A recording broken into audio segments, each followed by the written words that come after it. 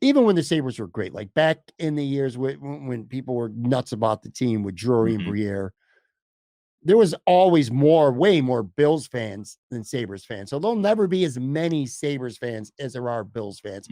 But what needs to happen for this team, short, of course, of winning the Stanley Cup? What needs to happen for this team to start to get fans back on that level? Like people who are Sabres fans, like right now they're Sabres fans. Like, yeah, the team's pretty good. I'm going to go to a couple games this year. I'm talking like, yo, dude, Tage Thompson's at 67 West, man. I heard I got to go see him. I want to get his autograph. I got to see him. That's kind of how it is with the Bills right now. If Josh Allen or Dawson Knox, one of these guys are at a book signing or some kind of event, people flock to go see them. Like fans are like, oh my God, I got to see Tage Thompson. I got to go see Jeff Skinner. They're wherever. Or I'm not going to a couple games this year. I'm going to fucking save up every penny I have to go to as many games as humanly possible. Like what do you feel like this team is like even in that vicinity of that happening amongst their fans? What needs to happen for something like that? They're within range of being able to kind of grasp attention like that. They need to just build off the excitement they had the last 2 months of the season. You need that to carry over into this year. You need the young guys to continue to grow.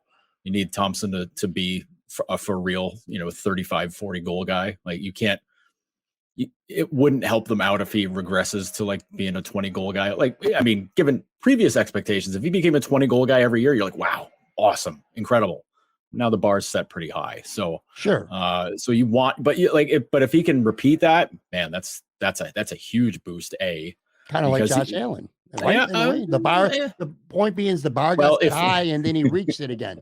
If you started Josh Allen as a tight end first and you're like, screw it, put him at quarterback, it can't be any worse, then yeah, that would be like Tage Thompson. So, but I don't know. You get a repeat season like that from Skinner. If he scores 30 again this year, like that's a huge help. People love him. They absolutely love Skinner. He's got like the boy band looks to him, which I know is an ancient way of putting it, but like he's just got like this nice off ice demeanor, personality. People love him. He's smiling. Like everybody loves that. And then when he's on the ice, he's an absolute asshole to everybody on the other team. And he's just barking at people. He's cursing them out. He's chirping them. He's doing all that stuff. So like, he's a pretty ideal Buffalo guy, honestly, when you think about it. Like Jeff Skinner is just kind of like, sweet, nice. He's like, oh man, Buffalo nice. Oh, this is really cool. You get him in the competition and he's like, hey, F you, pal. You stink. Like it's a switch. It just flips with him. But if you get, if Jack Quinn gets in the lineup and he starts lighting it up, like that's a huge thing because God help me. That'll start up the Josh Allen talk. It's like, nobody wanted Jack Quinn. Nobody wanted him. They said he stinks. Like, just get out of my face with that crap, please. Just keep. It's like the I never old thought commercials. Of that you said that.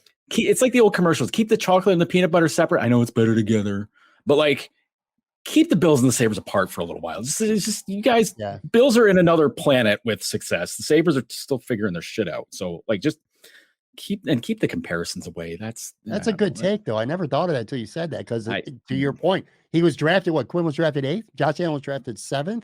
Well, it wasn't so much that. It wasn't so much that as it was they didn't want him. A lot of fans didn't want Quinn.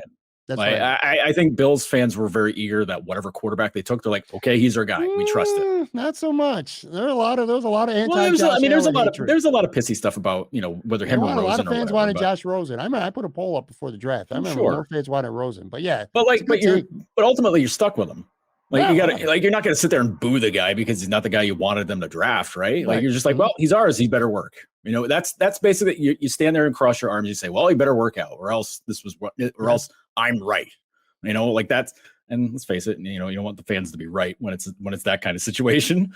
But like, there were a handful of other guys that sparked, I don't want to say spark joy because that's lame, but like that sparked the curiosity of people more. Like Marco Rossi was a guy that Rossi was a teammate of Quinn's in Ottawa. Yeah.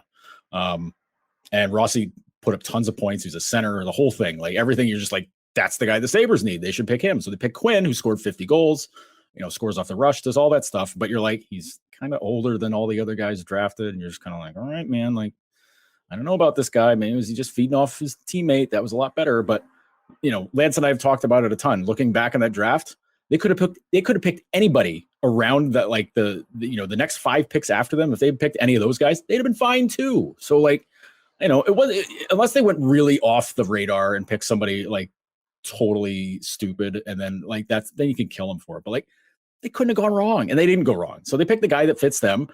Hopefully it works. But you want those young guys to have success. You want Darlene to be even better. You want Owen Power to shine immediately. You want all those young guys, all the stuff from the past where people are just no, the young guys are going to be what gets us out of this.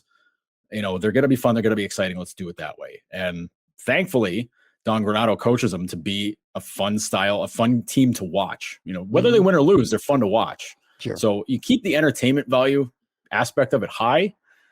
If win or lose, people are going to like it. Now, we'll see what happens this year, because there's going to be expectations. People are going to expect them to be a lot better, to make a run at the playoffs. Whether that's realistic or not, I don't know that that's very realistic right now. But you want them to be in that conversation eventually. Towards getting closer to the end of the season, you just want them to be in the hunt, because if they're in the hunt, then they did something right. Right. But if they're out of it by, you turn the calendar into February and they're pretty much like every year. Yeah. But not in an embarrassing way, but if they're just it's too big of a mountain to overcome, then, ideally you want this team to be in pretty good shape by the time the Bills season's over with. So people can just carry that right into that. Because let's face it, as long as the Bills are around and playing, Sabres are below the fold when it comes to the coverage. That's how it works. You say so many players, and I'm yeah, you know what, man? This potentially anyway. There's enough. They're going to be fun to watch. That's the thing. You just need the goaltending to hold up. You need, you need some guys to repeat performances, or get better from it. Either way. I just want them to be good enough and exciting enough that instead of just talking about it on podcasts or seeing people tweet about the team, I want to see it translate to the box office. I want to see the arena full again. I want to see Party in ownership both, pal. I know. And I want to see Party in the plazas again. It was just such a fun time to be a Sabres fan. That's the thing. Again, at that time, it was on the same level as the Bills. Not as many fans, but fanatically speaking, they were on the same level. I want to see that again. That's the thing. Everybody wants that. No matter, players want it. Executives want it. Obviously, the fans definitely want it. But they got to remember what happened when they tried to push it a few years ago. Yeah, it didn't work. Right. It didn't work. They gave up tons of futures to make it work, and it didn't work because they were all the wrong people to bring in. Yeah. So that's the thing. Some people wanted them to really push, make a trade to get a better guy. Why did they get Matthew Tkachuk? Why did they get these guys? It's listen, that's not the conversation for them right now. In a year or two, that they should be in those conversations. That's where they should be. They got the cap flexibility, ideally. They've got they're in a place where they're going to be competitive in the playoffs. They're going to be, they can make that push for the Stanley Cup. Okay, then you think about making that kind of deal. Then right now, no, you don't. You don't know if you have the goalie. They're high on Eric Comrie, that's cool, but they don't know if you got the goalie. Your defense is really young, so you got to see how they hold up. You need to see what if your forwards can repeat what they did last year, at least a handful of them anyways. You need some guys to be better. You need some guys to take a step.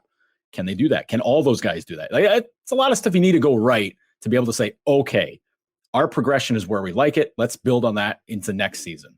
Because if they repeat this year and do a 78, 79 point season, that's a big disappointment. Yeah, I agree.